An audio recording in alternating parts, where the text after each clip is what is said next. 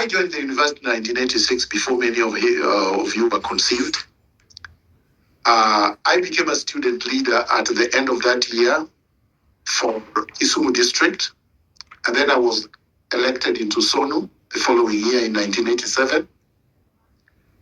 Then I was invited to attend International Union of Students Conference in Havana, Cuba that year. And we were supposed to go 2 people, myself and a gentleman called Munoru Dale. Yes.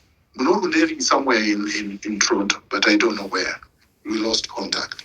So the government decided. We applied for a passport. We went for an interview at Nyayo House. And on the day we were supposed to pick up our passport, they kidnapped us, literally, in the elevator. And they took us to an interrogation room. And they're asking us, why are we going to Cuba? And I'm saying, look, I've been invited to go to a conference as the representative of the student organization of Nairobi University for just a few days. And they say, well, you're not a boxer. Only boxers go to Cuba. I said, we are not going to do boxing. We are going for a student conference. And they made accusations about communism and whatnot. And I said, where does that come from? Anyway, the long and short of it is that the passport they had already issued that we were supposed to pick up, they withdrew. So this thing about the passport has always been there from 1987. Yes. So they withdrew our passport and they told us we cannot go. And then, barely a week later, they abducted us. So this second abducted us. Yeah, this one they released us after interrogation. Mm-hmm. So they thought because they had taken back the passport, we would stop doing what we were doing. Yeah. But because we had been elected student leaders, we continued with our work. We addressed students, we did things within the university. So, in any event, they now abducted us. And when they released us 14 days later, they took us to the university and the whole place was deserted. The students had gone on protest after we were arrested. And there was a conflict between the students and the security. Many students were raped, were assaulted. The student was indefinitely closed. And they chased away all the students. So we were going into a university which is vacant. So I go to my room, they took me there, and there's nothing. My things have been taken. I don't know who took them. And they take me to Akamba bus station. At the time, most of the long distance vehicles were Akamba. Yeah.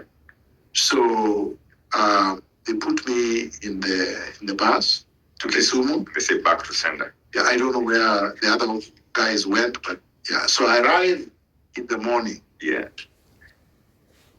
And I look at the newspaper, and our pictures were there in the headline that the university has expelled 43 students, and that we, the ones they abducted before the protest, are the ones who led the riots. So I was supposed to have led the riots through Nyayo House. Yes, through policy. And that's a story they have told throughout. Mm-hmm. So you've heard, for example, they have been saying, I became a Canadian citizen in 1988 and I was in Kenya. But that's what they're saying out there, and people believe it. Yeah.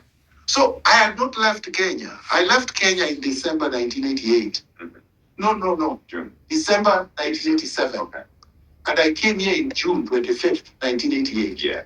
So when, between December 87 to June, mm-hmm. I was between Tanzania and Swaziland. Yes.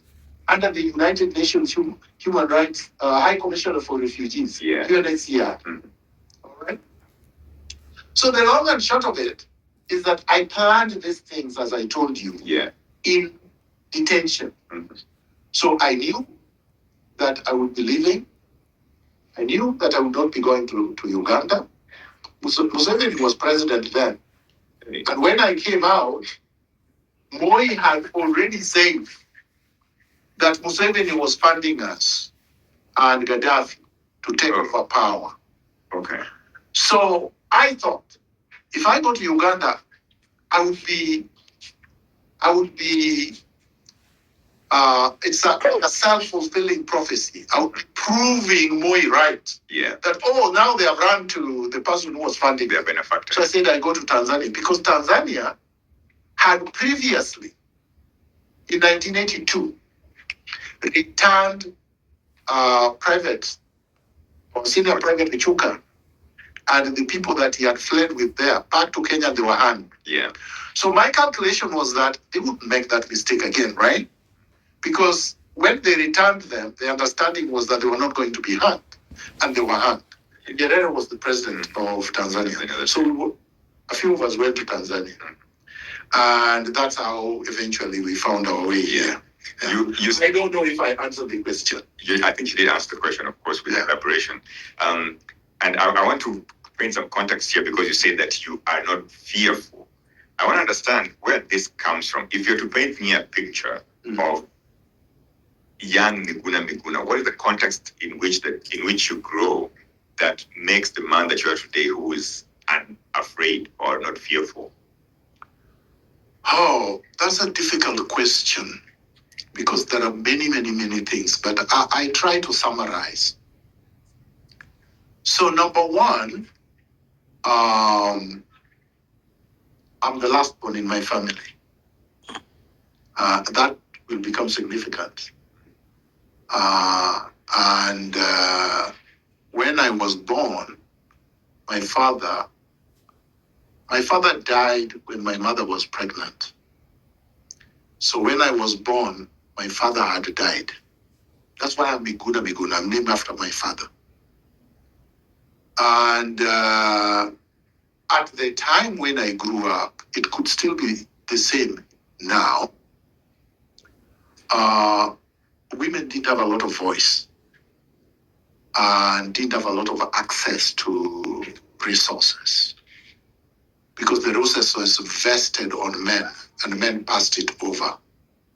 And so when a woman is widowed, more often than not, your uncles took the property that your father had. Yeah. So when I was growing up as a kid, my mother had nothing. These people are taking everything from my mother. So I was very pained. And if you're the last born in my culture, you're closest to your mother.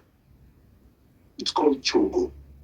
Chogo is almost like the last born. Okay? Yeah. So you're very close to your mother. And so on a daily basis growing up, I had all the grievances. My mother would tell me all the things that have happened. So I grew up. When I say I'm a revolutionary, people don't understand the context.